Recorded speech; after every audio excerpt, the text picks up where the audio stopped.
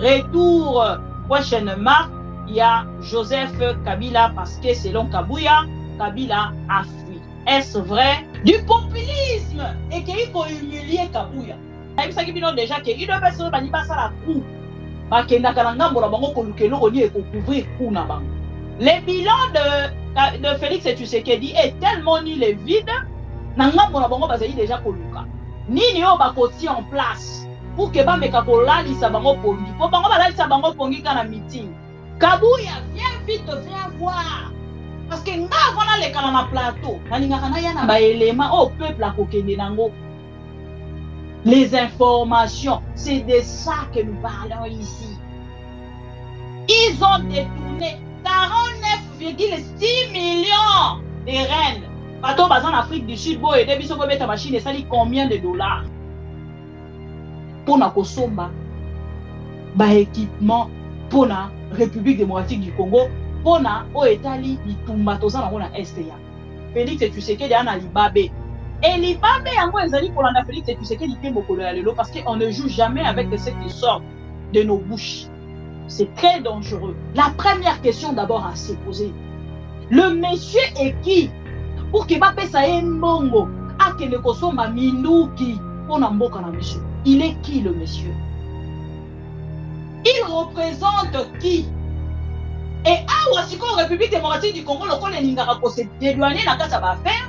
Et de l'autre côté, ils sont en train de dire non, le monsieur là, il n'était plus le représentant de la RDC, ce qui par rapport à Yamakambetali Achat, mais il y a 49 millions. Comment vous avez 49 millions à détourner pour son propre bien. L'UDPS, c'est toujours la victimisation. L'UDPS sont toujours les innocents. Fachi, bientôt là, Fachi. Fachi, Azo signer na Russie. Azo signer na Russie 49 millions. Boké Botik en Afrique du Sud. Vous avez vraiment besoin de finir cette guerre. IDPS. Bozo vanda matin, midi, soir, bozo na réseaux sociaux. Okosaka batou matin, midi, soir. Bande kolanga botala bateau bako ebisa biso balingi Congo. Bateau yo Félix Tshisekedi atie pour na bakamba Congo elongo. Papa iba na yo. Ezalaki ngonga na yo. On s'est révolté contre eux, bon, bah, il va qui va faire ça qui parce que je ne vois pas dans moment oyo. Bota non dans moment oyo article oyo. Et puis comment mis en anglais. Rwanda niveau à koseka biso. Oyo peka Rwanda mpesa liam. Oyo bisa biso. Oyo peka Rwanda. Et la question. Le pays est loin et le pays est géré par des inconscients, par des amateurs, par les gens ceux qui n'ont pas évité. Bino boko boko.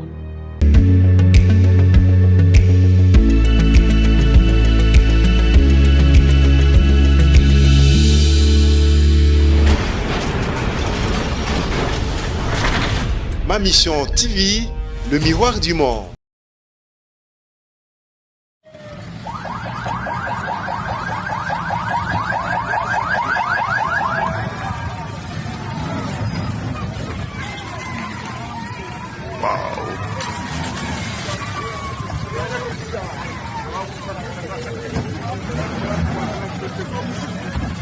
Contre-jour, contre-jour.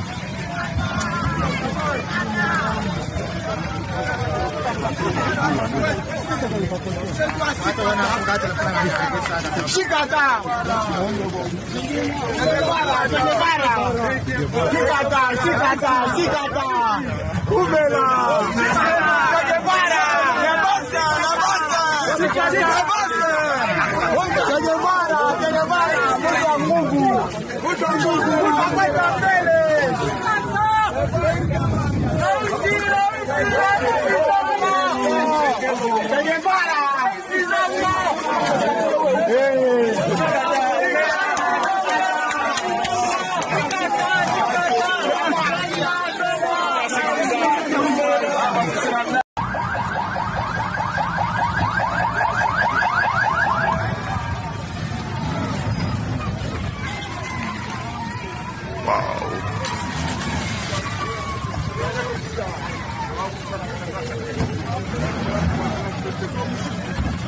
contre jour, contre jour.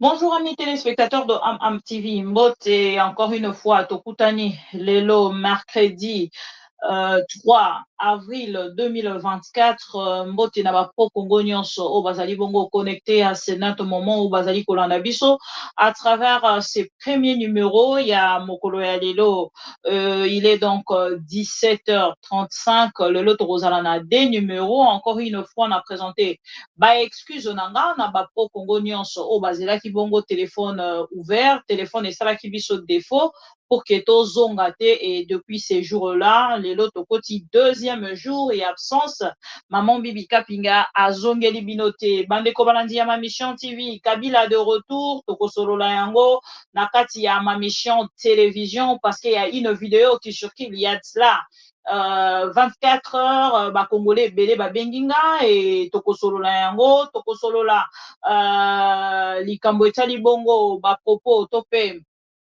meli ya cardinal Ambongo na kati ya messe ya Pâques oyo ezali penza kolobisa oyo ezali kozangisa bataliban to pe bajaleloliste kimia bisika nyonso bazwami.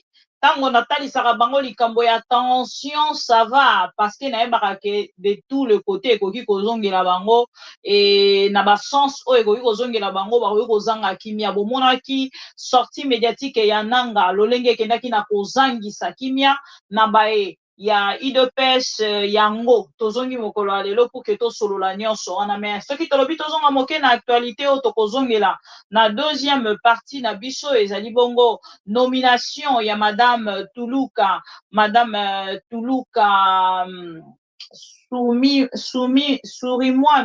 Surimwami madame Judith Tuluka to profiter kaka tozwaka kombo ya papa on n'a pas le choix parce que kombo wana pene elandi naza nanga moto ya liboso nga na lobi eza mbala liboso nayoka kombo wana mpona bakongole Sumwami tokosolola yango madame Tuluka wana na deuxième partie na biso commenter sur yango. Mais ici nous allons plus commenter concernant réception ya ba au cadre nyonso ya idepes o ba kokende bongo kozala bongo nommé na kati ya deuxième mandat oyo passage obligé pa ya maman Marthe ekomi bongo penza très inquiétant komonaka ke maman Marthe ayamba et soki tozali penza ba congolais mais tozali kokoka kolobela yango te alors c'est que toyebi eloko tolingi na Congo te lobi nazalaki na esengo ya kotala penza prestation ya serment ya Sénégal président sénégalais pardon. Le président sénégalais a prêté donc serment hier et ba congolais balanda ki yango et mokolo ya lobi en même temps mokolo ya lelo to uti bongo kozwa premier ministre pour na biso bato to soutenir politique sénégalaise pour na biso to uti kozwa premier ministre na biso ezali Soko et puis asali monaye mokolo ya lelo na bandaki même kutu kolanda yango na bandi un peu en retard parce que je suivais vraiment le premier ministre le tout premier ministre ya Sénégal ezali Soko le premier ministre Soko le ministre sénégalais alobi pe mokolo ya lelo. Alors moi de mon côté nakotika peut-être be extrême moko ya mike pour que ezwa biso penza espace monene te. Cher ami congolais na kei lisusu nga mosu kotalisa bino ke toko commenter pe mukie concernant ezali ba propos ya monsieur Lutundula na kati ya Télé France 24 esika akendaki bongo koloba aussi pour, sur le nom de Kabila, et tokozonga moke na monsieur Kabuya oyo akei na ko réagir mokolo ya lelo. Kabuya azwi chaud na bato ya PPRD. Je pense que les gens du PPRD bake kolamuka na part na bango mpona kotala ke makambo mosusu tokoki kolekisaka yango boya na facilité te, esengeli na ngambo na biso tobanda koréagir, parce que aujourd'hui vous êtes dans l'opposition, résistance, opposition. Je ne sais pas comment vous distinguez les choses, mais moi de mon côté je dirais que le silence au garda qui pendant longtemps, et je pense que maintenant vous pouvez commencer à réagir, parce que IDPS elatisaka bato veste, etongelaka bato veste, soki veste wana balatisi yango ekoki kotikala yo vi mobimba. Alors aujourd'hui lokola bo décider kobanda ko réagir, moi je pense que c'est une bonne chose kobanda ko réagir dans ce sens, et sali malamu mingi bo salaka coup sur coup, parce que Shadar azaki koloba na biso likambo ya coup sur coup. Et depuis un moment, coup sur coup échange. Et comment on va faire si coup bino bokangi motema, ba pesi coup bokangi non. Maintenant, il faut réagir. Ba pesi bino coup bozongi si coup. Parce que l'IDPS gère le pays na concurrence, gère le pays na Kanza, gère le pays na Nanko, gère le pays comme si c'était la poche du fait Étienne Tshisekedi. Et voilà aujourd'hui pourquoi tokomona maman Marthe Kassalou a commis côté les mapas Yambi. Nous allons parler de ça. Bande kobalandia ma mission TV toke ko like vidéo comme d'hab ndenge to salaka. Na ba émission na biso nyonso pona kopesa plus de valeur na o ezali vidéo na biso pe la présence de votre Moulouba consciente, Moulouba révoltée, Moulouba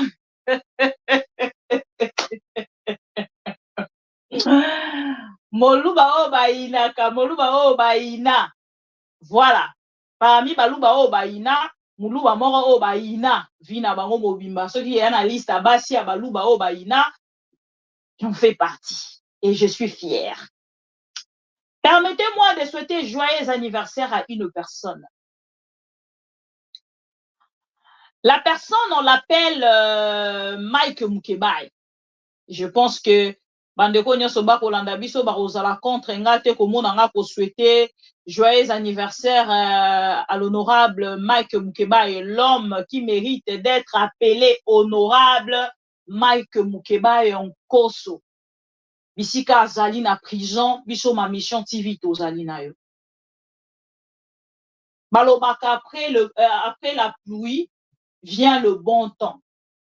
Et le bon temps wana biso ma mission TV toyebi ke koya ata lelo te plus tard.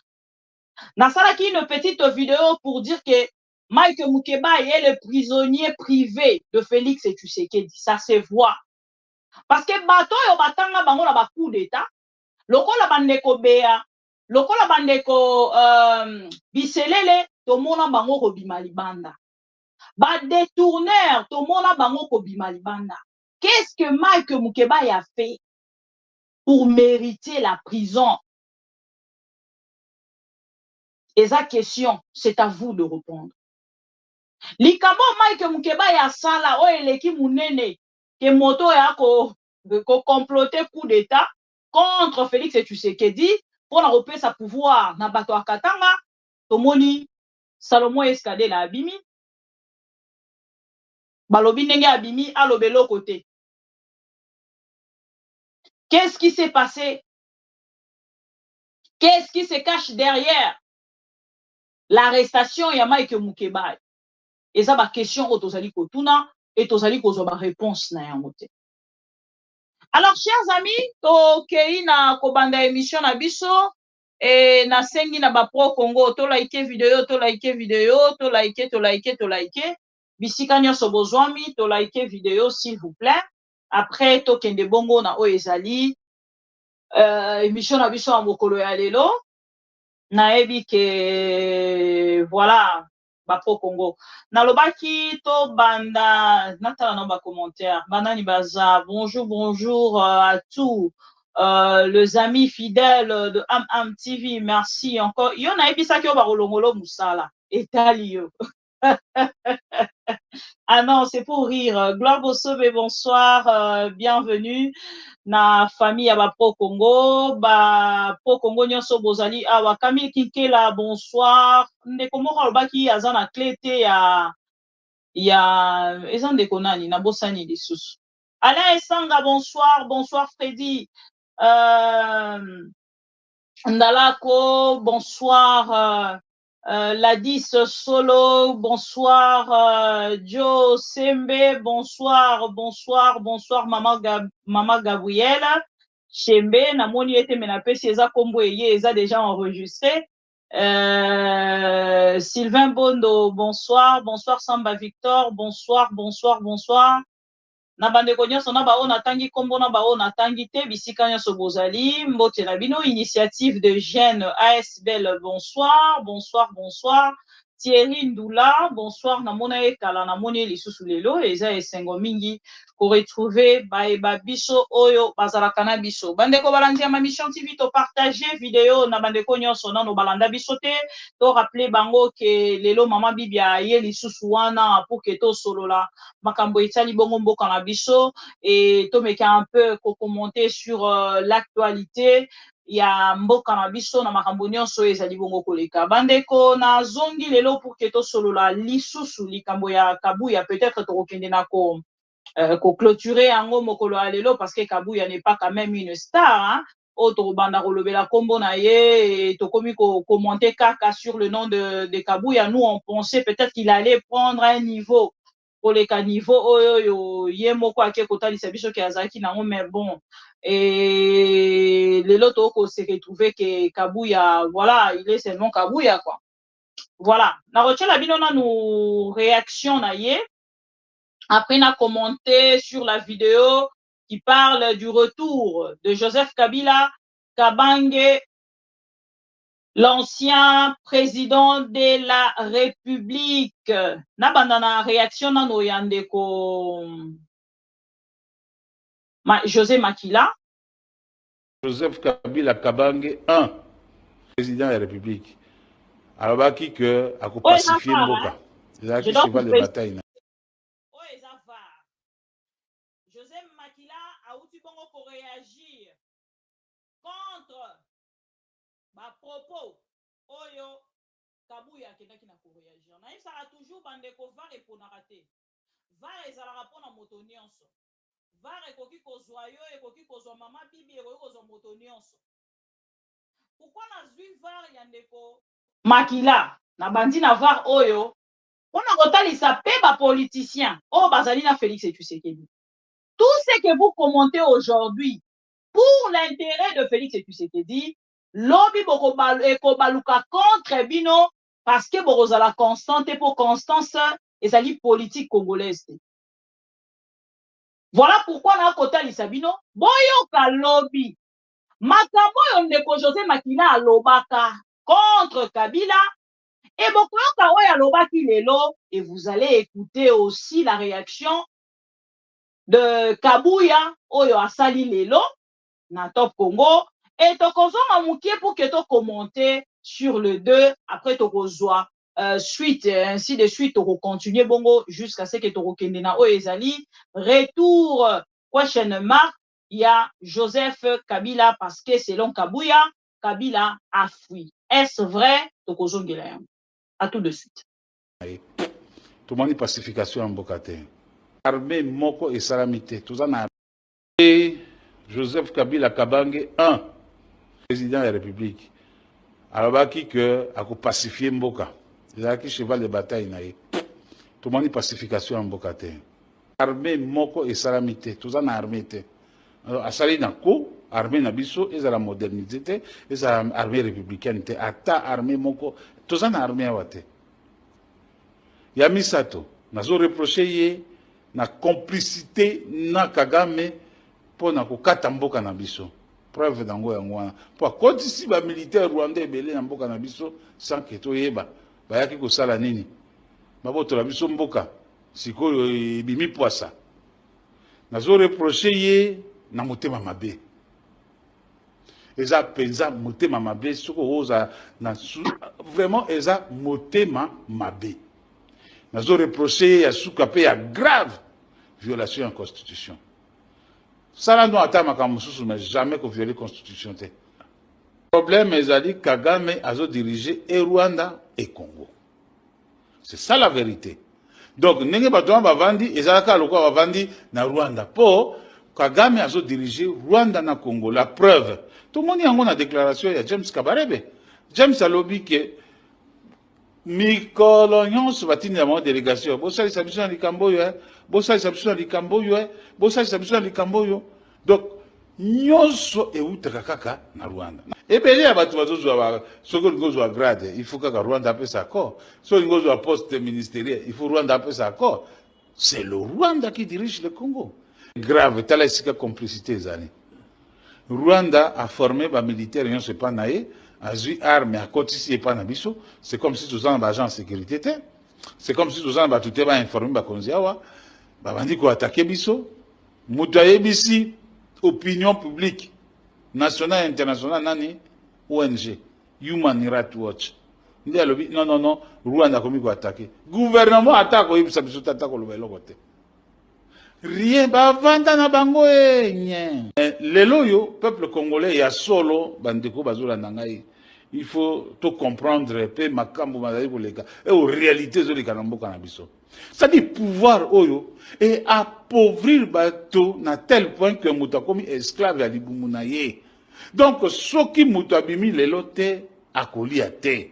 Et pouvoir salignon et comme ça batu na niveau wana ba kanisa kaka libumu lobi na kolia nini akoko kanisa te vina ya mboka kozala ndenge nini bano nazobota vina bango kende ndenge nini mboka oyo bazo gérer non pona ye souci ya liboso libumu na ye akolia lobi ndenge nini d'où asa obligé bima tous les jours azo atambuma madesu mbuma masangu po alia donc pouvoir asali yango sciemment pour rendre batu esclave à libumu na bango pour pas qu'on revendiquer ba droit na bango te. Voilà. Wana kolandi José Makila tango azalaki na opposition. Parce que bande kolanga esengeli toyeba. Makambo oide pesa ezaki koloba na biso lobi. Lobi balobaki na biso ke Kabila azalaki ensemble na Kagame. Kabila azoko kende ko cédé mboka moke na maboko ya ba Rwandais. Aujourd'hui, c'est le même discours. Yango tozali kosala na Félix Tshisekedi. Pona kotalisa ba Congolais ke oyo nyonso balobaki lobi parce que na nyonso ndeko Makila a déclaré bokoyebisa ngate ki ayi quelque chose qui a changé.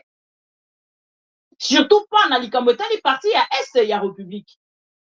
Et aujourd'hui, totikali na ba question mark. Tout ce que ndeko José Makila alobaki lobi contre Kabila, aujourd'hui azonga te pour qu'il yebisa biso ke makambo alobaki lobi ezalaki solo to lokuta. Et quand on parle na likambo etali nouvelle classe politique, je ne sais pas si c'est avec de même personne lobi tokosala nouvelle classe politique. Je ne pense pas. Nouvelle classe politique, oyo toko luka pona lobi, tokosala yango na banani. Eza question on a tout nara chaque jour, mais n'azora réponse na yango. Parce que monsieur José Makila, soki azalaki honnête envers lui-même, alingaki azonga lelo pour qu'il bisa biso, boli bisanga pona makambo oyo elekaki lobi. Mais par contre, lelo, quand il s'agit de revenir encore pour défendre Joseph Kabila, il le fait calmement, sans pour autant qu'on sokola biso moral, qu'on sokola mituna biso ya makambo a kotisaki biso lobi na moto. Je ne sais pas ce qui va congolais baza d'accord. Si vous serez d'accord avec moi, na kozala na esengo, yaboyo kasikoyo, nouvelle version José Makila. Ya José Makila Soumanda, ya lelo, alingaka lisusu te na Joseph Kabila na ye. Soki osimbi Joseph Kabila, osimbi José Makila Soumanda. Nini ekenda na ko changer pour que lelo ya José azonga ayebisa biso makambo azali ko yebisa biso lelo pona o etali bongo Joseph Kabila. Wana eza question on a tuni mais c'est aya José Makila moto akoya koyebisa biso le pourquoi. Parce que moi, je ne peux pas accepter. Moto Pour lui, ya Joseph pinga Kabila kinga n'est lo jamais sorti du... aya facilement pour la koya koloba le contraire na oya loba kilobi. À moins qu'il a présenté nanoba excuse, c'est-à-dire la personne asa vraiment qu'on méritait oya ko défendre nga. Mais bon, comme au Congo, topé sakanabiso nzela na makambo wana nyonso be voilà, il y a José aujourd'hui. C'est les fidèles. Parmi les fidèles de Joseph Kabila, il y a José Azana Fond. Motokote les manèges José Makila Azati.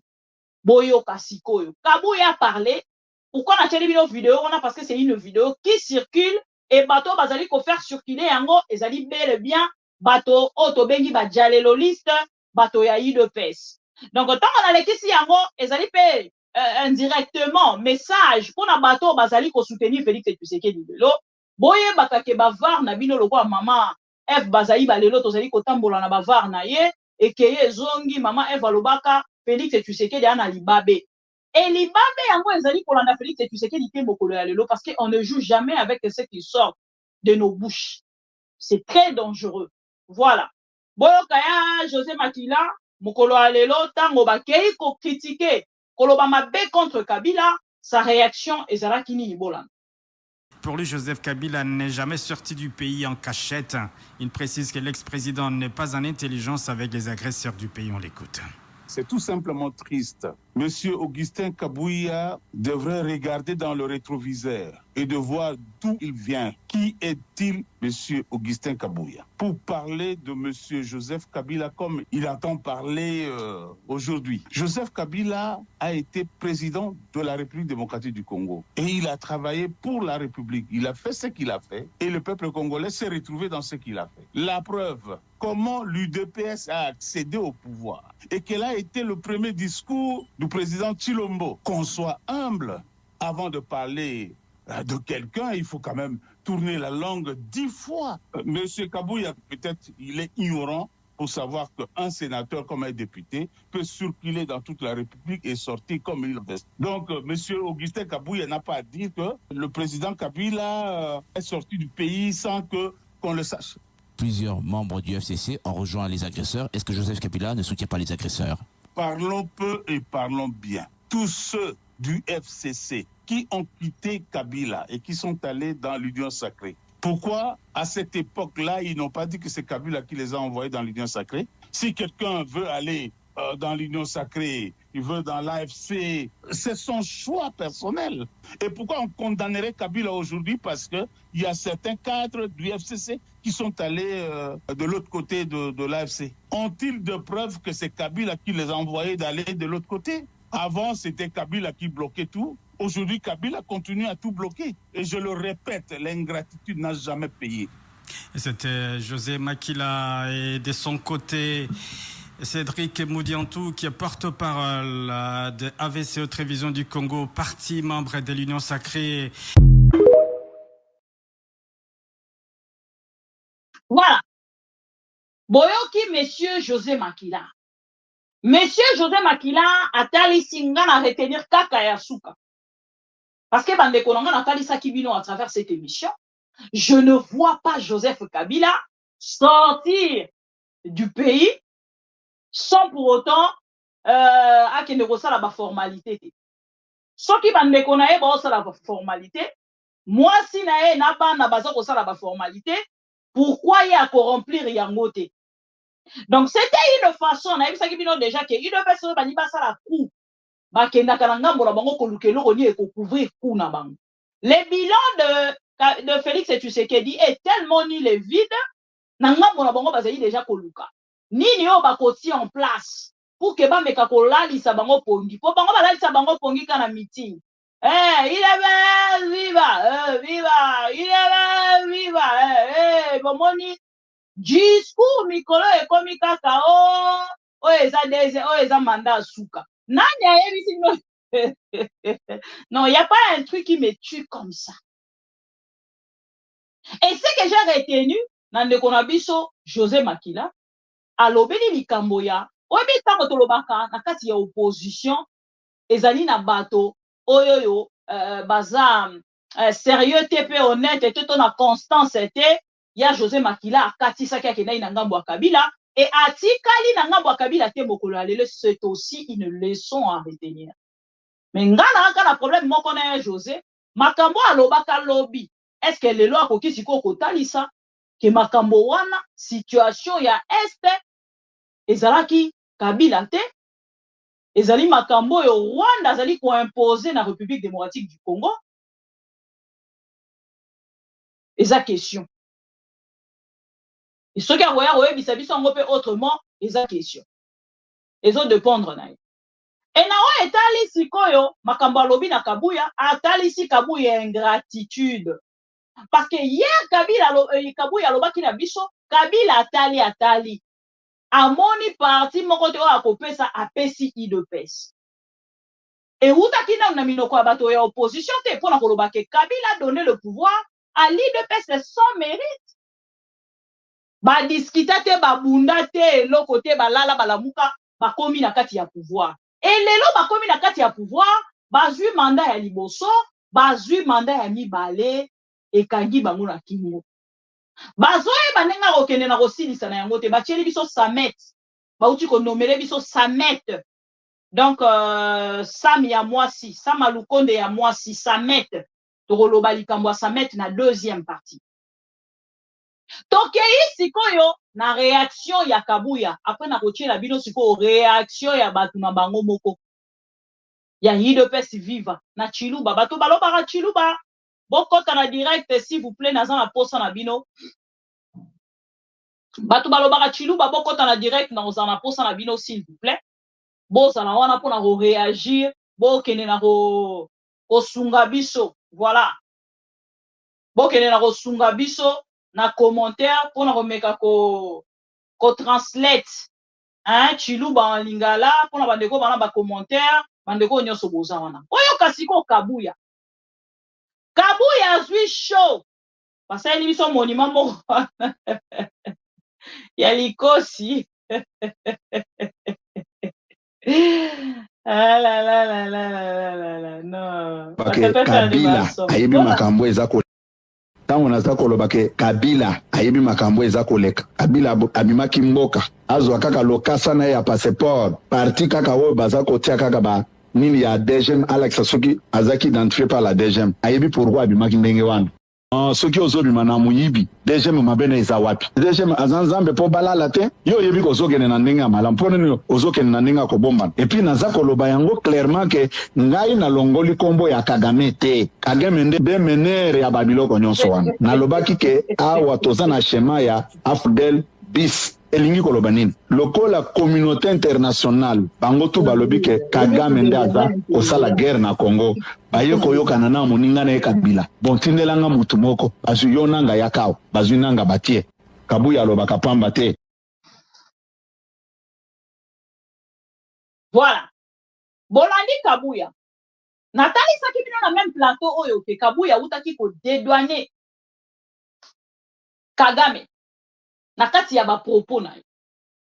Il ne pourrait pas dire makambo alobaki parce que ya ezali non seulement uti kozala informateur, azali député national, azali bapesa ki nani informateur formateur, député national, président soki secrétaire ya parti au pouvoir. Et ko tenir meeting pona koya koloba oyo alobaki epesi forme mususu na oyo Félix Tshisekedi azali ko dénoncer. Et du coup, tokei ko confirmer que Félix Tshisekedi kozwa Kagame koya na ye na kati ya République démocratique du Congo, alors na part na bango bazali ko coopérer na Rwanda.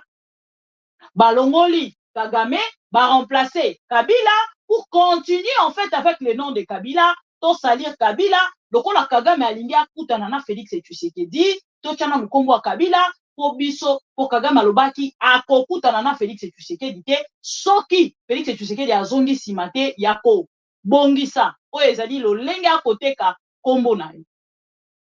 Et na part ya Félix Tshisekedi pour soigner ses relations akei kozwa kombo wa Kagame atie liboso et ya Kabila atie liboso azui azongi parce que totali sa kibina dans un pays otobengi État. Dans un État.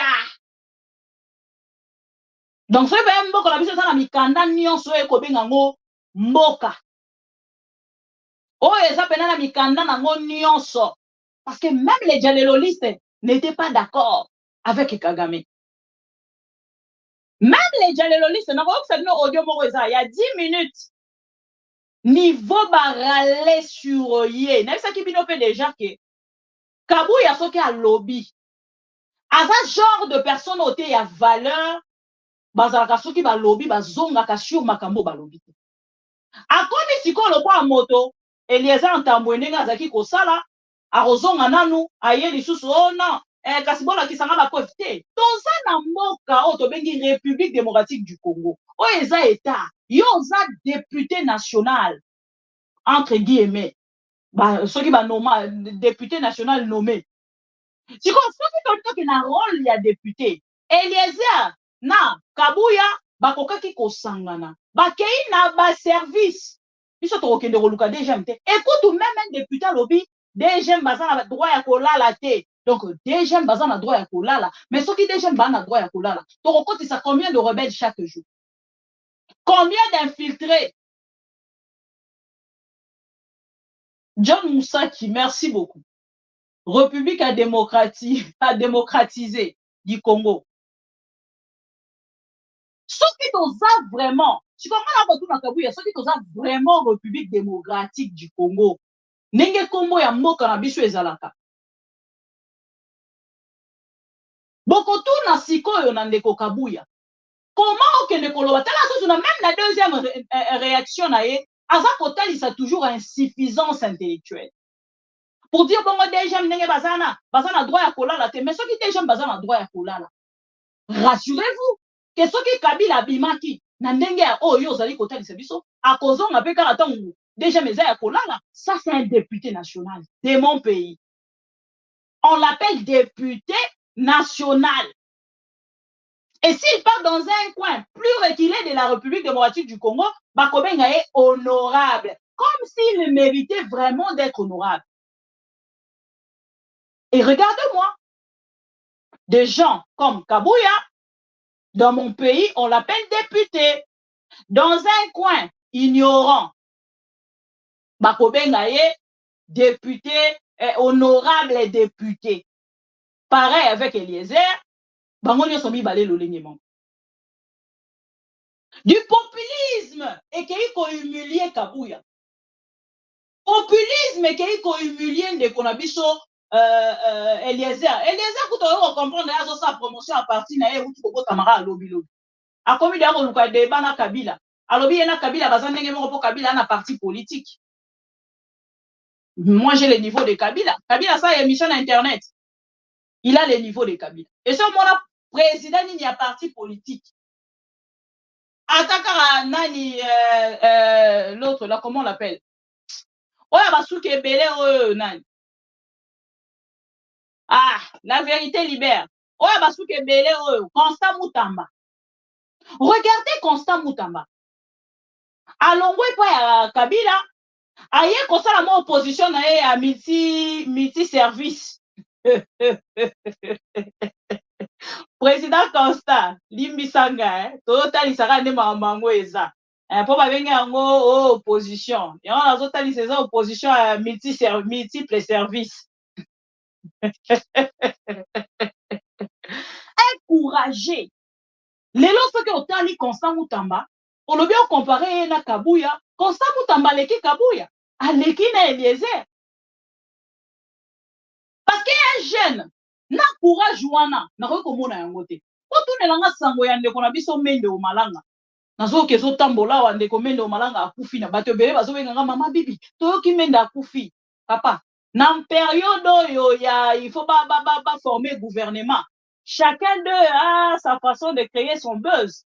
Qui sait parce que zalaki mokolo ya poisson d'avril boko singa pété mokolo ya poisson d'avril na moni pe ba kosité parce que chaque jour to roma okos tala bato bazotambusa vidéo balobi Joseph Kabila yewana azongi tout ça makambo ebele zoloba balobi non Mende akufi. Ce n'est pas une vraie information mais esengeli bokena comprendre vie Mende pour l'instant, il a aussi besoin d'être inséré dans le gouvernement. Mais ce qui me fait rire et ce qui m'étonne, l'humiliation, où ils ont dit na sima gouvernement wana na batoloko abamende. Donc Soumwami mokonzi ya Jean-Pierre Bemba. Soumwami mokonzi ya Kamere. Bota la humiliation. Bande ko tokozonga wana même plateau. Tokobeta lisolo ya kopanzana ya union sacrée suite et fin. Nde yango tozokende. Gisèle Faya, pareil, s'il te plaît, on ne souhaite pas la mort, s'il te plaît. S'il te plaît, on ne souhaite pas la mort. Et ça fake news, et ça poisson d'avril, hein? Poisson d'avril, et viens à biso entre temps, ça paie la pause, ça paie. Papa yenga tombo la paie téléphone, papa yenga babé abenga rakara bae, oba melara chiva, setembo, ainsi de suite. Azape la pause, papa yenga tombo la paie téléphone. Oh, mais mende, nayoki okufi, est-ce que makamba solo? Ah ben non, mende, ne fais pas quelque chose de comme ça. Écoute, on me dit qu'il y a ton nom sur la liste. Toujours on me dit qu'il y a ton nom sur la liste là, donc coucou Fasikote. Monsieur Mendo Malanga, on vous salue. Et ma mission TV, et puis Mbote, longévité, Zamba Bombayo. Donc, Balobi n'est jugé point. On a rejugé la ngayote. Yo moroka na nzambe na yo. Voilà. Bon, la réaction est à Kabouya, et c'est là où est Kota Lisake. Déjà, mais Kosa la Moussale et Sengélité. Bah, service, la biche est Kosa la Moussale et Sengélité. Donc, il dit que même Félix Tshisekedi n'est pas protégé. Nathalie Sakibino Lolenge Bakitaki Mangu na GLM. Après kaka meeting ya Kabouya, bakiti Mangu na GLM. Toye Kota lawa, ba hebisi biso na se awawa Rwandais bazokota depuis Brazzaville. Ils oublient même que ce genre de déclaration ou de procès d'intention à citant les noms d'un autre pays, bakokipe ko poursuivre bino. Donc le Rwanda azali ko collaborer na Brazzaville pour ko kotisa ba Rwandais na kati ya Kinshasa. Et surtout, Mokolo Alobi un Congo m'a envoyé une vidéo. Yakota Lisake visite et Salamaki Lobi, Rwanda Salaki visite na terrain, ba hectare, oh ba pesi bango, pour na kosala bilanga.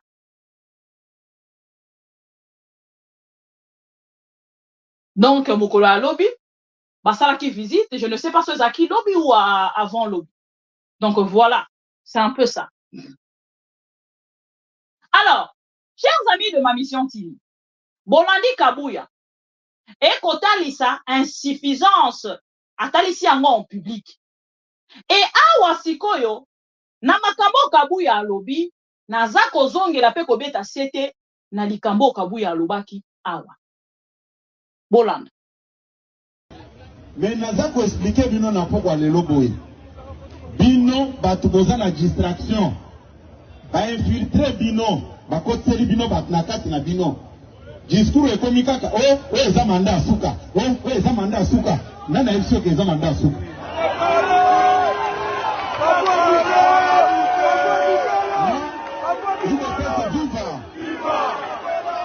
tala na zako yebisa bino boye bona nangai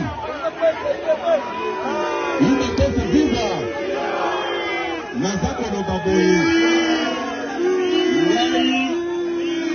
nayebi à quel moment oyo nalobaka nazako ce que je vous dis ici nalobaka yango sans mâcher les mots komona na bino batu eza ndenge moko na oyo nzambe te Félix Tshisekedi est victime d'une injustice de la mauvaise foi.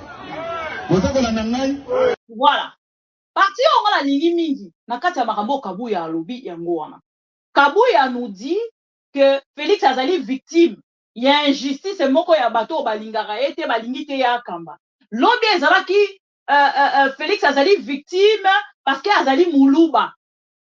Et ye moko loko autaki kofinga baluba a changé version ya makambo esengeli aloba. Ce qui me fait très mal. Et ça, comment on a battu l'olenge, ba kokende, ko jugé par procès d'intention. Donc, on a pas biso, toza na loi moko basala. Ba bengi yango loi contre propagation de faux bruits.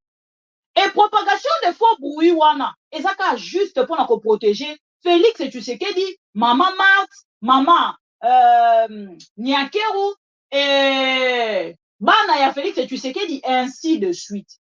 Ses frères et sœurs, parce que les lobo yebi, kende konabiso, modéron Timba, azana prison, parce que nakati ya audio bazali koloba kezali ya ye, parce que bazape na authenticité ya audio wana te. Donc, je ne sais même pas pourquoi le frère devait être en prison. Mais lokola baza kokamba par procès d'intention, et voilà. Bakangi e babwaki na prison. Jugement moko a malongate, babwaki na prison. Et awa sikoyo, na makabo bango moko bazo sala. Bolandi Kabuya ninga loba. Juste après sortie médiatique ya Kabuya, moto na bango a telemi à réagir. Boroyoka e. Moko ya bajalelo liste. A telemi à ke ko réagir. Bolanda e bien boyoka e. J'espère que vous avez branché. Nache la bino audio. Conversation. Ya bajalelo liste. Lolenge batombo keli Kabuya. Bokoyoka e.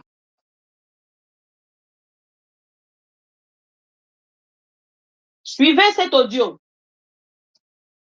Batu balobara chilu babozawa. Boyoka. Audio ni mulubu wakwanda muno Serge Kabuyi. Serge Kabuyi. Kabila ki mulunda we batu. Kabila jukwa kunyema mujitu. Udunye mangani. Udu kunyema wewe. Udu kunyema Tshisekedi. Udu kunyema ngani. Kabuya joué pour jouer peuple congolais. Mon distraction. Ja échec wa. Joseph Kabila moi tout comme mujitu ngabim. Oui, Malouenda Toulasa, moi avec décide, Malouenda thèse. Joseph Kabila était Nabou Kabouya Fenea, Kenabou Kabouya illettré. Kabouya, ou autre du Kabila Bip, ou autre du Kabila Bicol, ou du moins nombre Moukole Chabip. Union sacrée, il Kabouya Kubantu Badjani ma M23. Badiba Kevani Wakabo Kadiba organisé Kabila d'élection Mouditou Mouto. Badiba Kebakushimini na Kabila. Kabuya ni bantu bende kubajani ma Corneille Nang. Kabuya ni bantu bende badiba soutenir Corneille Nang. Jira filmé. Joseph Kabila yele keno bwa kubwele mabuta takana ba M23 ou bien mabuta takana ba Corneille Nang ato. Bantu bajani ma ba M23 mba Kabuya.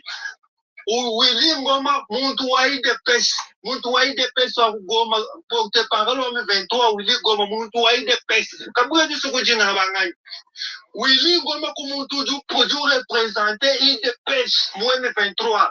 Ngani Kabuya ni soko shima bangani.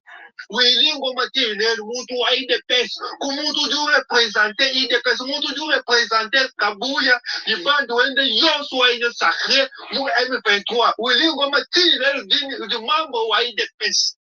Bientôt la Corneille n'a présenté ba membre ba IDPS bonse ba di anima M23 ba membre ba IDPS bonse. Kabuya nene kuma de nous créer insécurité pour installer pays. Kabuya. Joseph Kabila ou Afrique du Sud, Malouenda Toulas, mon déplacement Malouenda Toulas, Malouenda thèse. Kama moshimini ndina sa chintu chimoyela to peuple congolais, kama no dignité. Bako ne nanga bonsoir avant bukuye bukuma esa kuma nani bavubai bavuni mara nyoni bakabuye Kabuya mumanya mayo onso adinanga weza kweza bakabuya mbamanya bando yos kapa mushimenyi ni Kabila to Kabuya njuso kuna yenye njina ja Joseph Kabila kamutu wa maisha Kabuya ujike Augustin Kabuya mouvoir kotoa mamwebo kuna il Kabila to kunaiji kabila to kabila kimulunda we bato malwaji kabila mweza bujitungemu malwaji kabila mufu mwana tejitungejejeje mulongolola jitungeji mupesha bakongole pe mujitungejeje kuwote kabila to kabila mwana tabukalena ni 25 ans katumonje kujidira kana to kabila mwa mujije jitunge panda 18 ans katumonje kumona kabila mujidira kana to Kabuye ni kuambia jibela ye asime échec wenu. Kano eje échec wenu pa mutu wa kabila to Kabuye. Kabuya IDPS asime échec yenu. Kano eje échec wenu pa mutu wa Joseph Kabila to. Eza tellement moulaï na okorosi sango nyonso te eza soki 15 minutes. Moto azotalisa na Kabuya ba vérité na bango. Engana nga monanga na pesi bon excusez nga un exemplaire d'un accord signé na pesi Kabuya merci parce que nazalaki koloba na bato ya PPRD bon vandi lokola bino ndire na république bozalaka lisu te oh bino politique ni bozo sala bovandi kimia boye bato ya PPRD basalaka politique ndenge wana te il faut bon s'afficher il faut awa Kabuya ke kolamusa bato ya PPRD nayebisi bino bato mosusu babimi balobi na bato tobandaki kosatandre te namoni Barbara Nzimbi ma pasteur napesi ye mbote na Barbara Nzimbi ya bato alobaka lisusu te namoni ye na plateau ya télévision non ce n'est pas du tout normal ça bozalaki wapi kala wana lekela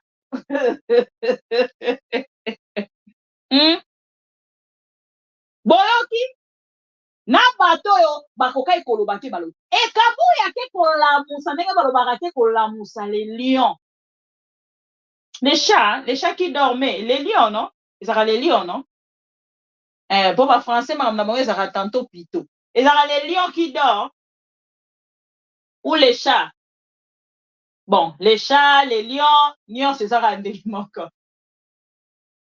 nakei kozola bino sikoyo var ntango tolakisi ndeko José Makila oyo var sikoyo eye mpo na ndeko Vital Kamerhe nazotalisa bino ke bato oyo baza kosagite na situation ya este ya république eza kaka banovice bato oyo bayebi makambo ezoleka na kuna merci batuzolele awa sikoyo bake kolamusa le lion nga na koloba eza ya bavar oyo ebimi bavar oyo ebimi eza bavar oyo tozali koya na yango sikoyo ya bamakambo oyo ezalaka deja oyo ezalaki deja IDPS viva venez suivre le partenaire fiable monsieur Vital Kamerhe ntango bokolinga kotalisa biso ke IDPS eza parti sain épargné parti moko organisé démocratique ainsi de suite. Vous avez signé hier les accords avec le Rwanda. Qui dit vrai? Vital Kamerhe. D'accord, mais moi je vais vous montrer un exemple d'un accord signé de la main du président de votre parti politique, Etienne Tshisekedi, avec le Rwanda, déjà en novembre 98. Novembre 98. Nous avons beaucoup de cartouches, mon frère. Je vais vous sortir des cartouches de 1966. Etienne Tshisekedi, ministre de l'Intérieur. On lui donne l'argent pour indemniser les victimes de la rébellion. Où est passé l'argent? Nous avons beaucoup de dossiers, donc soyez un peu humbles. On va revenir sur ce terrain-là pendant les débats. On va revenir. Alors je voudrais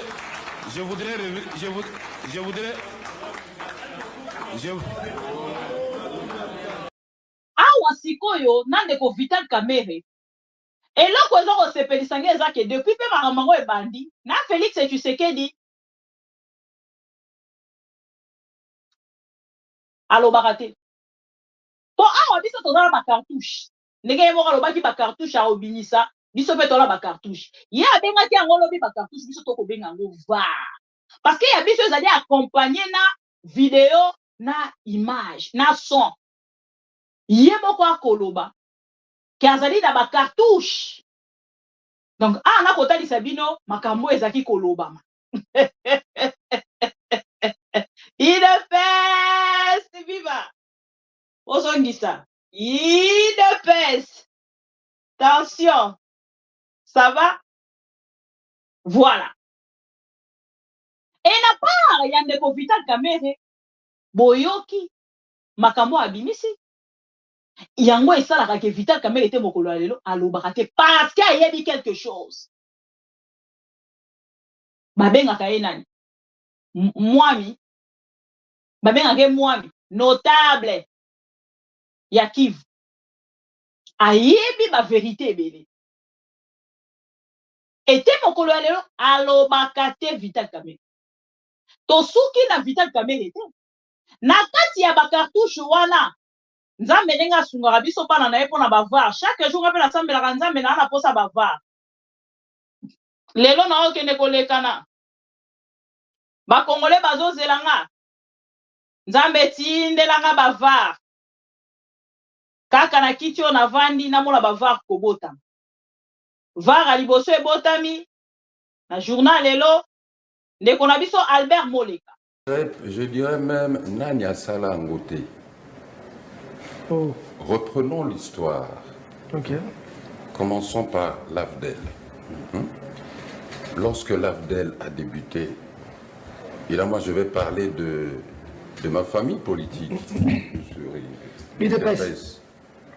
L'UDPS avait... Je dirais même Nania Sala Ngote. Oh. Reprenons l'histoire. Ok. Commençons par l'AFDEL. Lorsque l'AFDEL a débuté, et là moi je vais parler de ma famille politique. L'UDPS avait envoyé des délégués auprès de Laurent Désiré Kabila. Ok.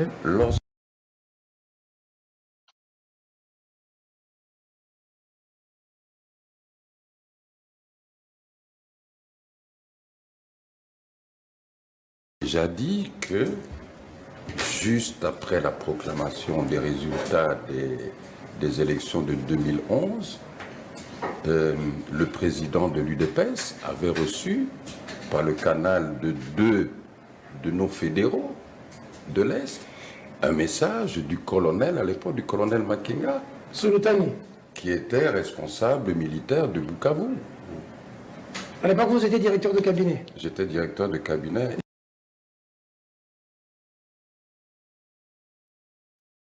Wana directeur ya cabinet. Directeur ya cabinet. Ya nini? Ya IDPS. Viva.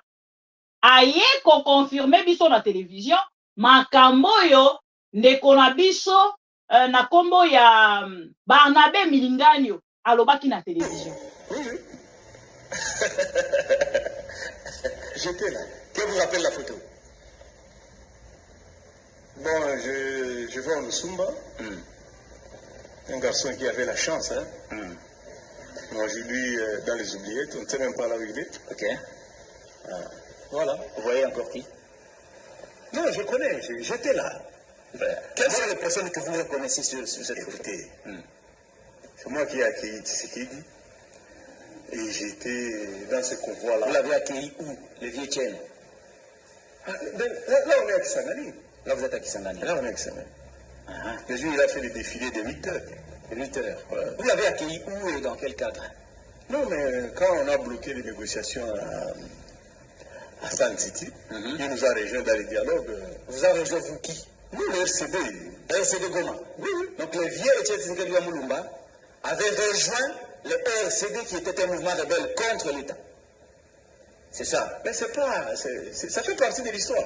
C'est pourquoi ceux qui racontent l'histoire comme les Eliezer doivent faire attention. Et vous l'avez accueilli. J'étais là.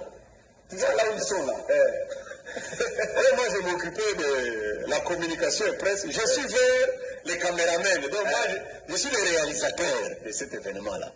Je suis là. Moi, je suis là. J'étais là. J'ai fait Kisangani. Je l'ai vu accompagner à Goma et à Bukavu. Et puis le vieux s'est fatigué. Il est parti là laisser me battre 2 ans. Il a laissé me battre 2 ans. Le gars qui est resté à Goma, représentant de l'Étienne Tshisekedi au RCD pendant 2 ans. Pendant 2 ans.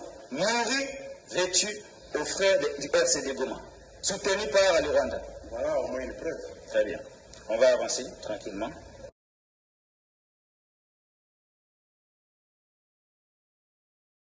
Voilà. Bolandi Barnabé Milingano. Bolandi Neko Albert Moleka. Donc, pour autant, il s'agit que IDPS, Makambo Nyon Sobaso Kosala, Balingiba, mais qu'a toujours coaché à actualité, Nangambo Nabango, et sans pour autant Nangambo Nabango, Kota Lisa, où ils allaient vérité na peuple congolais.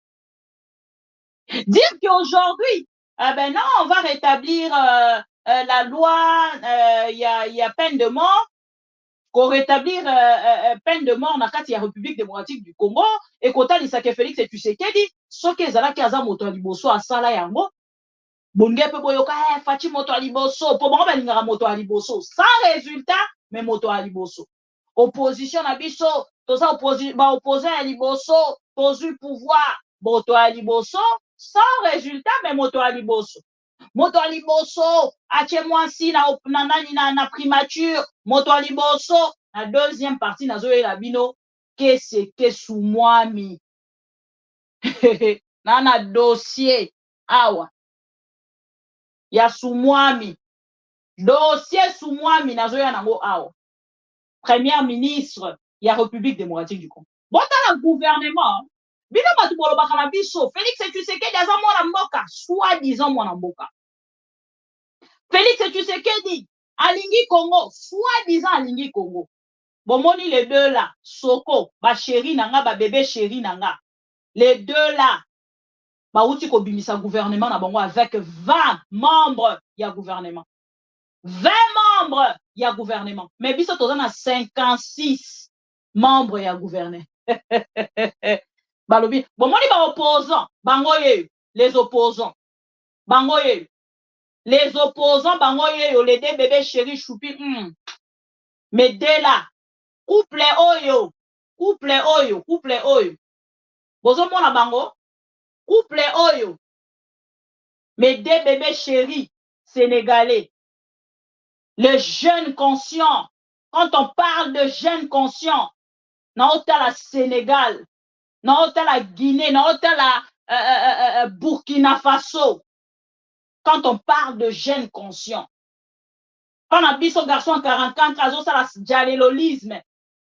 Bon, moi, les vidéos, moi, est tamboli, hein. On a la deuxième partie. Le monsieur, là, cette aventure, à ça, il y a comme là, ce qui whisky, à lobby, a été créé. Makambo, ça, la Congo, ce n'est pas une aventure.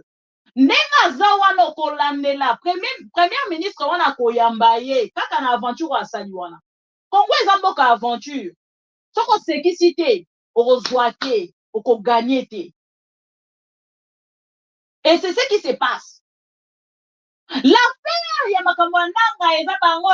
l'IDPS, c'est toujours la victimisation. IDPS sont toujours les innocents. Nalandi même maman moi miwana pour nalanda ka émission wana mais nalanda ka bien. Lokola ba nommé nalobi ngana dénonçaka déjà likambwa ya riz japonais. Don ya riz japonais, bateka biso don ya riz japonais wana 4000 et quelques tonnes ya Borolanda ngo la deuxième partie. Tokei sikoyo na likambo ezali capital. Avant on a kende na continuer sujet à makambo yo. Guinée et Mali, excusez-moi, Mali, Burkina Faso, Niger. Niger na lobi Guinée. Oui, vous avez raison. 20 membres ya gouvernement. Ya biso, ezalaka 50. Félix a eu bakisa 4 a créé. A bakisi 4 na Sama 2. Si on a Samet, Boroyo katokomi na 65. Ok, bite tokokoma na 65. Si réellement Félix Tshisekedi a soi-disant moi en mboka. Bino bato bozali koloba likambo de père et de merde. Boza wapi. Noël Chani na pesi mbote mosika ozali. Bolobaki na biso likambo de père et de merde. Na yebisaka ba Congolais boza ba peuple moko émotif. Bondimela biso te. Tosuki wapi. Bandeko, oyo eza information moko très importante. Oyo esengeli na pesa bino. Makambo oyo Kabuya esengeli asalela meeting. Alobi na biso mbongo nyonso ekoma kokende na este mpona kosomba ba-arme. Mbongo nyonso ekoma kokende na este. D'ailleurs même Félix Tshisekedi ndenge aza wana aza kosufrir makasi parce que mbongo il faut batia penza mpona peuple congolais akende na kose retrouver ezo kosimba te kotia yango mpona peuple parce que lolenge ezali wana esengeli tokende nzambe Sénégal ti suka longo komona kana ke ko s'installer na Sénégal parce que je ne sais pas quoi. Je ne sais pas. Niveau na okendele vraiment rolala kana na muki na se retrouver na Sénégal. Au niveau mon mboko e kotinga na moté mais comme le quoi troisième pays nanga après Burkina Faso. Bon ça na pesa bino article o avant na bunga ngala zalaka bomona na bungi yango na bosani. La vidéo que vous voyez là, chers amis congolais, ezali ba avoir brigadier style RM soki nini tout ça et tout ngoy welcome Sevelo nazara très sensible na bato bakindaka bongo ko se joindre na famille ba pro Congo. Sevelo un instant, welcome to la family, to the family, vous excusez nga, voilà. Bato botanga anglais, boroko otanga anglais wana. Monsieur Timothée Ngoy pour article na uti déjà otanga ngona silisi. Ba azaraki Timothée Ngoy Makwamba. Timothée Ngoy Makwamba, je pense que zo koloba na bino déjà quelque chose. Nazotangela bino article pour que na part na bino boyeba. Merci beaucoup na ndeko na biso Steve Wembi pour tozui article wana epana ye. Voilà. Article wana elobi nini? Oya vidéo bozali komona. Selon le média officiel, bolanda bien.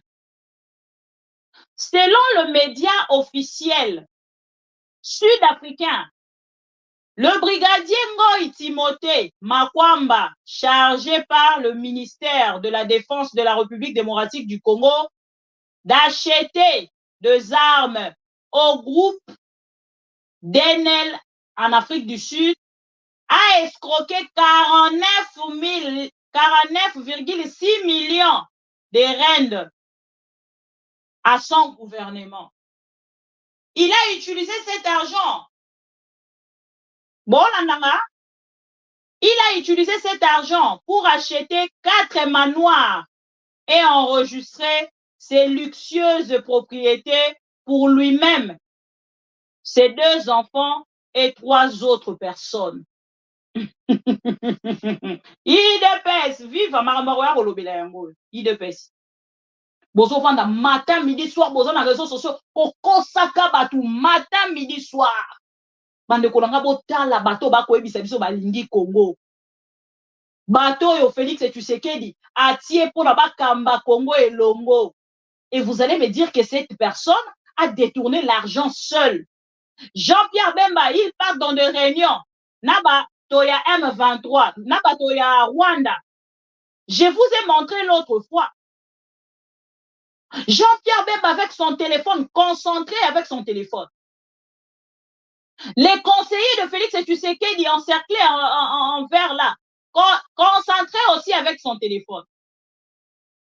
Et Botala, Rwandais n'a pas na bango, comment ils sont concentrés na Maramoubazo Sala. Mais nous, nos autorités, concentrés au téléphone pendant que l'autre est en train de signer. Makabazo signé wana, ceux qui boza pembe na ye bozo tala. Ceux qui ont signé bêtise. Bon, ok, il sait que non, ah ouais, il fallait pas signer. Oh, bah papa, bah 50 quelques, bah 60 quelques. On a bah ok, il faut représenter Mboka Congo. Et là, regarde-moi. Cette affaire, c'est grave contre la République démocratique du Congo. C'est grave. Pande konanga bazota lisabiso balobi non. Félix Tshisekedi depuis qu'il est là. Mbongo nyosa. Bazoko kende ko tourner ngo pona. Appelez-moi Kabuya. Kabuya, viens vite, viens voir. Kabuya, viens vite, viens voir. Parce que nga avons les canana plateau, au peuple à kokende nango. Les informations, c'est de ça que nous parlons ici. Ils ont détourné 49,6 millions de rennes. Bateau en Afrique du Sud, boy, et biso beta machine, ça dit combien de dollars? Pour na kosomba, ba équipement, pour na République démocratique du Congo, pour na o Italie, bitumba tozana na STA. Et vous allez me dire que la personne a détourné seule? Et le gouvernement congolais, ne motoe kotinda, et que ko accusé Nanzela ya ambassade ya Congo, pour na komeka ko kanga ba voir. C'est-à-dire, bon, moni ba joli manoir oyo. Bino moko botala, ba uti ko saisir yango. Gouvernement sud-africain, et uti ko saisir. Bon, pas gouvernement, ce n'est pas comme chez nous. Le service, na, Oto Bengi Bongo, la justice, Yambo Kanabango, après quelques enquêtes, bakena ko saisir. Et ça a été publié. Nanini na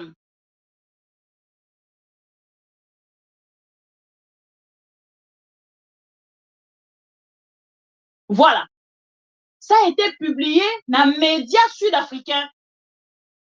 Publié yango. Si kobino moko boye bisanga, bato nyonso ba soutenaka. République démocratique du Congo. Lokola ba Sénégalais topé ba Togolais, ba Nini, tout ça, ba Africains, tous les Africains qui restent derrière la République démocratique du Congo concernant la situation de l'Est, dans l'Est de la République. Boye Bissanga n'a pas na bango. Quand ils suivent ce genre d'informations, la première question d'abord à se poser, le monsieur est qui? Pour qu'il va payer ça mbongo, a que ne kosoma minuki, pour na mboka na biso. Il est qui le monsieur? Il représente qui? Et Awasiko, République démocratique du Congo, le Congo Ningarako s'est dédouané dans ça va faire. Et de leur côté, ils sont en train de dire non, le monsieur là, il n'était plus le représentant de la RDC, ce qui par rapport à Yamakambetali Achat, mais Ndengeni Yarouko Kenena 49 millions.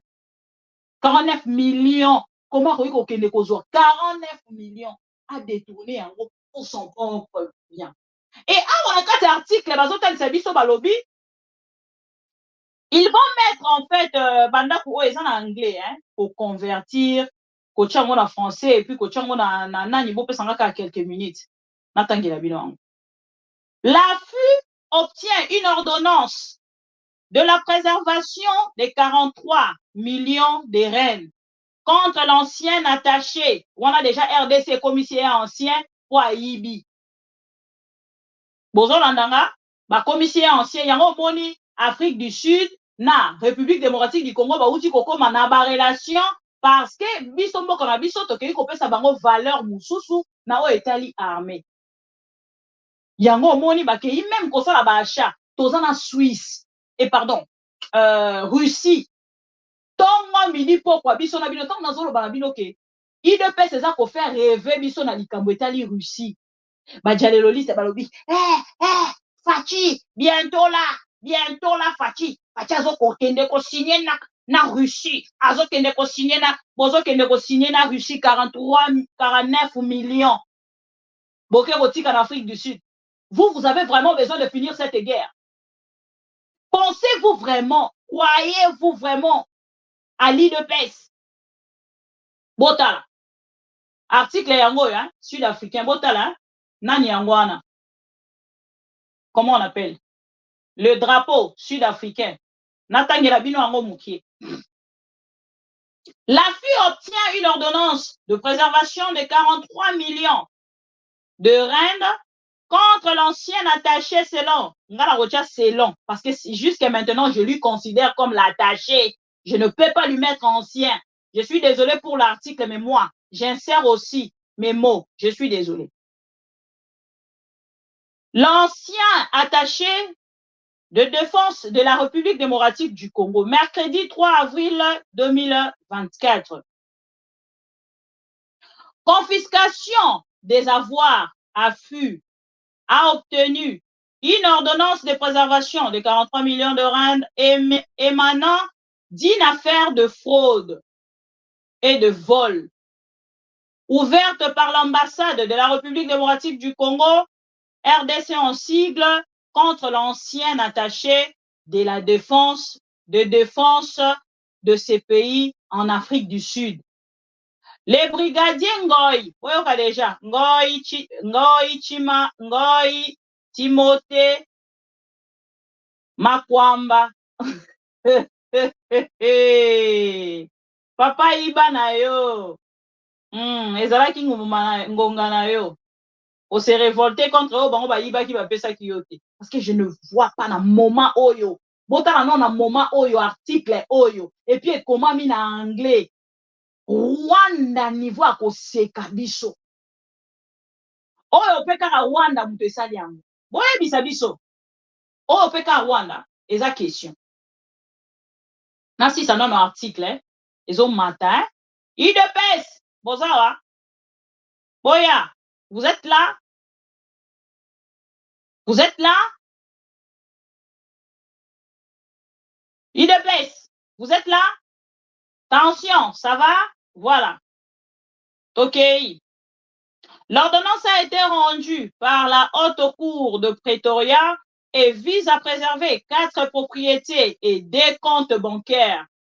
Selon la porte-parole de l'autorité nationale de poursuite, Lumka Manjana, l'une des tâches de Makwamba en tant qu'attaché de défense était d'acheter des armes à la société publique sud-africaine, des défenses, de sécurité et des technologies connexes d'Enel. L'ambassade de la République démocratique du Congo a alors effectué un versement de 49,6 millions. Excusez-moi, ça Labino va avoir au bazui pour que n'attendez Labino. Écoutez-moi bien. L'ambassade de la République démocratique du Congo a alors effectué un versement de 49,6 millions de rand au groupe d'Enel. Cependant, le groupe d'Enel n'a pas pu traiter la commande. Le groupe d'Enel n'a pas pu traiter la commande et a pris des dispositions pour rembourser l'argent à l'ambassade de la République démocratique du Congo. En décembre 2022, bon, on a bien, il y a 2022, le gouvernement de la République démocratique du Congo a mis fin au contrat du général des brigades Ngoy, Bozolandanga, qui n'était plus mandaté pour représenter le pays. Au lieu de cela, les brigadiers Ngoy s'est présenté frauduleusement et illégalement auprès de Denel en tant que représentant délégué de la République démocratique du Congo. Il était toujours signataire du compte de la défense de la RDC et avait le pouvoir de leur indiquer où effectuer le remboursement. Le brigadier a ensuite fourni au groupe d'Enel les coordonnées bancaires appartenant aux avocats de Johan Van Erden. Et ça comme mot en anglais, beaucoup excusez moi. Na été son atangi yango lolenge esengeli. Na yika keza Johan Van Erden, sur lesquels le groupe d'Enel a payé le remboursement. De 49,6 millions de rand le 13 avril 2023, a déclaré Mahajana. Elle a expliqué que l'argent était ensuite transféré sur des comptes bancaires et utilisé pour acheter des propriétés au nom des enfants de Ngoy. Bozolandanga? Ngoy azwi mbongo wana ake kosomba mapangu na kombo ya bana na ye. J'espère que vous me suivez. Bozolanda, je suis là. Nazarabino. Les investigations du Centre de renseignement financier ont relevé de flux de fonds qui ont conduit à l'identification des 2 comptes bancaires après avoir obtenu l'ordre de préservation le 2 avril 2024, le shérif accompagné du conservateur Boni ainsi que de représentants de l'AFU se sont rendus sur les 4 propriétés pour servir à la préservation. Les 4 propriétés sont désormais placées sous le contrôle du conservateur Boni. L'étape suivante consiste à demander l'ordonnance de confiscation définitive. Après avoir obtenu l'ordonnance définitive de la confiscation, les propriétés seront vendues aux enchères publiques et l'argent restitué à la République démocratique du Congo déclaré Mahajana. Point na soukina wana publication site ezali sanews.gov.za. On dirait ça site ya gouvernement sud-africain. Mais information ya gouvernement sud-africain. Bandeko balandi ma mission TV na pesi bino kaka moi. Information wana pour ke bon mona na mboka baninga. Bakei babimisi mbongo même na kati ya ba compte. Bazongisi yango na nzela ya ko confisquer nanu o ezali ba avoir na ye. Ba avoir o ezali ko lakisa kakendaki ko somba mapangu na kombo pour traçabilité ezali. Mais na République démocratique du Congo, mbongo soke li moi qui na République démocratique du Congo, ni ba avoir na ye, bange ba kangangote, inga ezala confisquer te. Parce que ndeko vital kamere ba confisquer kande na olo ba bazongisi la yango. Le pays est loin et le pays est géré par des inconscients, par des amateurs, par les gens ceux qui n'engeni na yebite. Bino boko bomoni. Nini to ko bakisa a. Et pour bien distraire le Congolais, on nous amène, mais Kabila fait ceci. Et yango na moni maman Olive. Na part na yepe depuis Goma. Atelemi na part na yepa yebisi ba Congolais. Azali kutata na tenter ya ko répondre Kabouya parce que ce n'est pas son travail. Elle part directement pour dire aux Congolais, moi je pense qu'il faut bon de l'Anzambe pour que Kabila zomba. Est-ce que lobby na onion soide pe setalisa kibiso? Maman Olive lelo ngaki azalata mosu na possibilité ya koloba. Ya koleka na télévision pour na koloba. Non. Lelo soki azui courage wana ya koleka parce que akei siko na ko comparer. Mande konanga na nion se singa muto azala na muto ako se comparer na ye. Ne balobaka oyo na oyo ekokanite. Quand elle regarde aujourd'hui, l'accusation basalaki contre mobali na ye, contre ye moko, contre bana na ye, contre famille ya mobali na ye, contre gestion ya bato bazaki kosala na mobali na ye.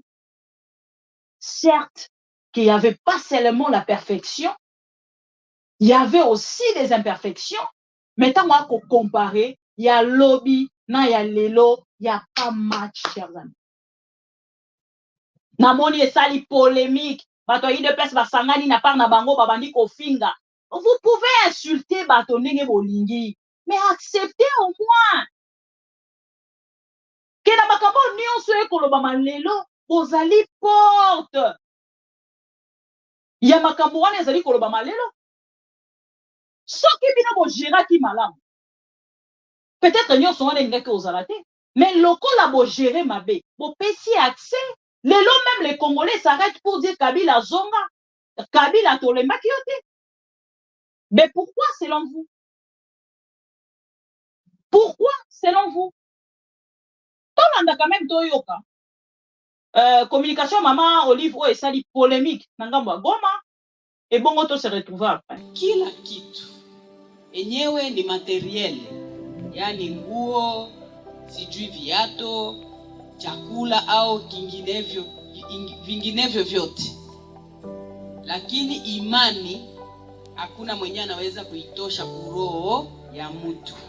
Kama mtu huko kwako, hata kama uko njala, lakini utalala kimya na amani, inatosha. Juu surtout sie wenyewe wanatuitaka ba paysan. Kuko watu wengine kule wenyewe wanakonsidera kaseme sie tuko ba paysan, ba villageois, ba nini, ile yote haifanye kitu. Lakini muile bu paysan yetu, kama kalengalenga kangu kako pale nyuma ya nyumba, kama kuko kamboga buchungu pale pembeni ya musonge yangu, kama kabishogolo kangu kako pale mbele ya mulango, kama bishusha yangu na kama boga kako kanaotea pale kukialala, siwezi lala njala.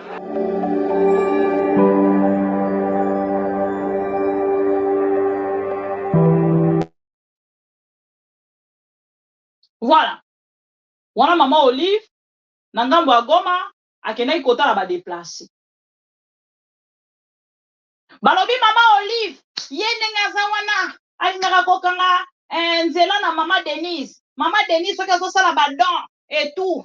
Maman Denise pas na posa sala ba don, ye pas na posa sala boya sala boye. Bandeko na ndeko na biso boka calculer alobi ezali 2,2 millions de dollars américains. Eza détourné sikopacheli. Maintenant, ce montant-là a été détourné. Soi-disant, ils allaient pour la Rosomba, ils allaient bongo, Minduki. Depuis avril 2022. Donc, pour retenir la émission à l'élo, il y a des détournements pour na, ils allaient, équipement pour la bande de Konabiso, ils allaient kopuna na Est, il y a République. Donc, tant que guerre, c'est aussi une façon pour la bande de Konabiso ko yiba misolo, ba preuve yango. Et heureusement, et ça m'a mis la mboka oyo, justice ezana mobimba, ata moi likolo ndambo ekotenga ma main, bango wana balakisi ba frapper ba kei ba kangina ba compte. Moto wana sombi déjà lopango na compte ya bana na ye. Et vous avez suivi. Je vais finir par la vidéo, il y a Maman Mars, 1 minute, dans aussi sur la vidéo, mais nande koloba, Maman Olive Lembe. Balobi ono akangaka nzela na Maman Denise. O akangaka nzela na Maman Denise, alingaka Maman Denise asala badonte. Bande kolonga depuis ba déplacer au bavani. Na tikali komona Maman Denise te. Akende na compassion na ya kibo mama. Kaka video moko na mona ki ya Maman Denise azolela. Na benga papa Bemba, na tuna papa Bemba. Papa Bemba boni este. Mais kwa longwa wana azwa avion akende boye ndenge Maman Olive ki asala yango te. Maman Olive asali silence. Asala lisusu ba dombo était affiché. Combien d'années? Et lelo asali sortie médiatique na ye. Akei komona bandeko wana. Akei ko partager tona bango atalisi na mona ye na yo ke alobi. Biso ba villageois to no mesana na bilanga po soki bilanga eza to la nzala te soki bilanga eza. Et na kati wana yebisi bango to sambela soki nzamba ko toucher motema ya papa Kabila azonga. Je pense que c'est seulement cette phrase là de ba jaleloliste bazui. Mais ba jaleloliste bino bolingaka bino boloba batu musu baloba te. Kabuya lobi ke pouvoir na bino nano esilite même mandat obiso to kolobeza ya suka bino bolobi eza ya suka ke ponza mbena no alobi te. Et bongo soki Olive Lembe na motema na ya alobi ke ye pa lobake te na moni ke na pouvoir openza ndenge makambo ekomeli Kabila zaki kosilisa likambo ya Este Félix asilicité to sambela po Kabila azonga. Bino choqué bino na nini? Vous pouvez commenter, vous avez les droits. Vous avez l'exclusivité à Congo. Bino vous avez l'exclusivité à Congo. Vous donc et comme bobenga e karakasine bobenga ki Jeannette Kabila. Donc nenga lobi bongo pese infraction. Bobengi Olive Lembe. Tout ça c'est la convocation Olive Lembe pour nani lobi Kabila fois zone. Autant la bateau n'est pas géré. Namoni balali balamuki donc c'est Olive partout. Il y a pas une autre information à part Olive. Après ta papa yengazo sala o ya ye akei boya zongi ya mati akei azongi ya mati avion akei ya mati avion azongi ya mati. Autant baninga 2022 tisiko babimisi bakangi biloko nyonso ya moto ya détourna kimbongo ya Congo. Na Congo makambo ne kosama mukoni. Président ya cour constitutionnelle bazo ko saye yango na tindi devoir na procureur Bino bato bolobi na biso ke bozalaka ba corrompu te. Tozozela ba enquête. Ya ndeko ya Félix Tshisekedi oyo akufi. Akufi na kati ya ndako na mobali na ye. Tozozela ba enquête boya koyebisa biso à se suicider. Qu'est-ce qui s'est passé? Aux yeux information bobomi. Et je vois maman Marthe passer à la télé. Non, ceux qui premier ministre va nommer et c'est là que le nom qu'on s'est présenté par maman Marthe. Bazota il sera minute télé. Mandeko tokuta na deuxième partie. Non mais j'avais beaucoup aimé une partie de Konabiso Pero Louara, ce qu'il a dit, il a vraiment très capital.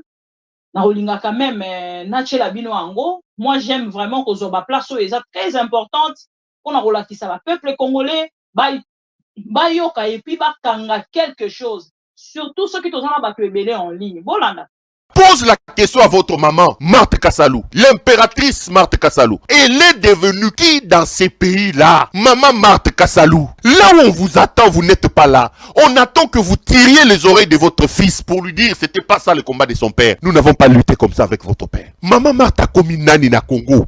L'impératrice Marthe Kassalou, qui lui a dit que avant qu'Etienne Tshisekedi ne meure, il lui avait dit que Atikelié Congo comme héritage, que le Congo était un empire. Pour que maman Marthe aujourd'hui, les institutions de la République, les animateurs des institutions de la République puissent aller s'agenouiller chez maman Marthe. Elle est devenue coopérante. Tout ce que vous voyez là, bayebi que ce qu'on vivre, tendez ko corrompre maman Marthe. Bazaro yamba ko kendo pesa bambo, bangobila, banani, mini yabatu, aboto li bamina, maman Marthe, likamboza nini bande konangai. Vous avez vu les images? Maman Marthe a convoqué le maire de la ville de Lubumbashi avec les bourgmestres pour leur donner des orientations par rapport à réfugiés, refoulés, il y a l'ONA. Et ils ont même mobilisé la RTNC. Des gens qui quittent leurs fonctions. Des commis de l'État comme les maires de la ville de Lubumbashi. Ils quittent Lubumbashi, ils vont à Mbujimaï répondre à la convocation de Maman Marthe. Maman Marthe, Osalakanani. Donc maman Martha Kanisi que maman liboso président de la République. Maman yé mon amoko ana zalakate. Maman Sifa namboka ana zalakate. Donc première maman ya président de la République au biso na Congo l'impératrice Marthe Kassalou. C'est quoi cette histoire? Vous allez me dire, oh, banga maman na fingi était. Boye bisa maman Martha tika buzo bazoko saloana. Boye bisa maman Marthe que Congo za mbok eza bien privété. Maman Marthe se permet à la veille, il y a prestation à serment à Félix Tshisekedi, aïe bazoko filmer nini, aïe na stade pour voir elle est qui? Elle est qui dans ce pays-là? Regardez la vidéo, regardez le reportage.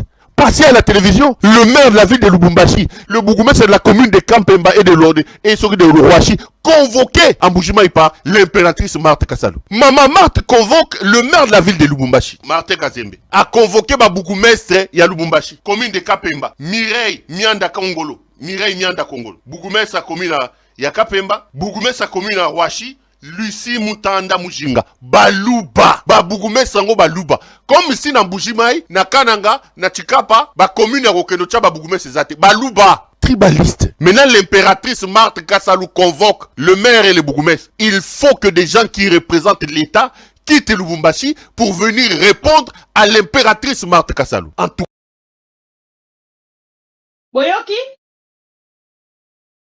Boyoki binomoko. Siko makambo okabuya. Eliezer Ntambwe. Esengeli ya kolobela na télévision yango wana. Makambo esengeli ba ya kolobela na télévision yango wana. Mais bako ya kolobela yango te. Et lelo na moni Kabila zongi. Omoni ezaki na titre à la biso, on ne peut pas finir notre mission sans pour autant kolobela yango. Vidéo bozali komona wana ezali ya Kabila na Kasumbale sa mezali ya lobite. Batonsu balobi Kabila na Londres, na moni batubako partager Kabila yowana aki exil na Londres. Bisusu ba Kabila yowana, Kabila zongi. Eza ligne de vidéo ya Kabila oui, mais eza vidéo ya lelote, eza pe vidéo ya lobite, c'est une ancienne vidéo. J'aimerais quand même vous mettre au clair par rapport parce que évidemment motoya rakopé cette information, oya rapena o ezali vérité. Je sais qu'il y a beaucoup de Congolais na part na bango bazaki baeba vidéo wana eza vidéo nini vidéo yango wana ya Kabila. Mais ceux qui pensent que Kabila kei exila botika bango ba croire na information wana, mais biso toza nango comme information Kabila kei kotanga ba classe na ye Il y a une information on a vu et il y a une information on a eu même madame Barbie Nzimbi à lobby la télévision. C'est juste cette information de Obisotozu. Donc voilà, c'est un peu ça, c'est une ancienne vidéo. Et Nenga Uti Koloba tout à l'heure, welcome Nandekona Biso, Paul Sevelo, Oyo a Uti Bongo Koko ma abonné na Biso, a Uti ko souscrire en fait na abonnement, na soutien na ma mission TV, to pesier welcome, na ma mission TV na quand il y a Pro Congo, Pro Congo nyonso bayambio na motema bo sembo. Tozana directeur ya discipline to benge na kombo Alain Esanga ya zalaka wana jimilaka bato nyonso ya mitema mabe o bayaka na maloba mabe na kati ya ba commentaire na biso ajiraka bango au calme bandeko baza penza ebele o bazaka na ba commentaire wana ba telemaka pona ko telemela bato nyonso bayaka na lolenge oyo esengelité. Chers amis congolais, on se retrouve donc dans 30 minutes. Le temps pour moi, comme la moi mai, pour moi na matina vers nanga te maman Jackie na pe azaka wana pona kotala bato nyonso bayaka na maloba mabe contre ma mission TV, maman Bibi pe makambo tozali koloba et bazaka wana pona ko gérer toutes ces personnes. Leur soutien ezalaka ya mingi penza pona biso. Et merci na bande nyonso maman Véro azomona eta, j'espère qu'elle va bien, que Dieu la protège. J'ai de bonsoir na bande nyonso oyo bozali branché scotché na TV. Tokutani dans 30 minutes on a toya siko na actualité etali bongo première ministre na biso et je pense que vous allez bien et puis vous allez venir aussi to commenter sur origine naie, ce qui se passe dans kati ya union sucré salé, ça chauffe là-bas, biso toloba nini, toyebisaki bango. Toloba ki na bango, bayoka kite. Biso toza ko observer.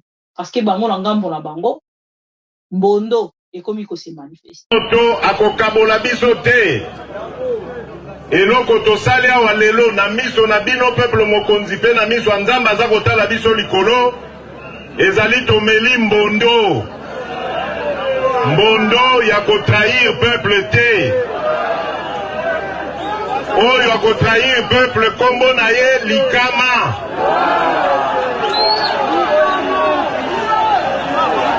bino moko mutu bokozwela ye sikoyo mokano biso basone tozali awa tomeli mbondo Tokokende Nabomoko. Et la culture du mensonge est en train de gagner du terrain. On ment comme on respire au Congo. On ment pour couvrir ses propres inerties. On ment pour couvrir son incompétence et parfois pour justifier son irresponsabilité.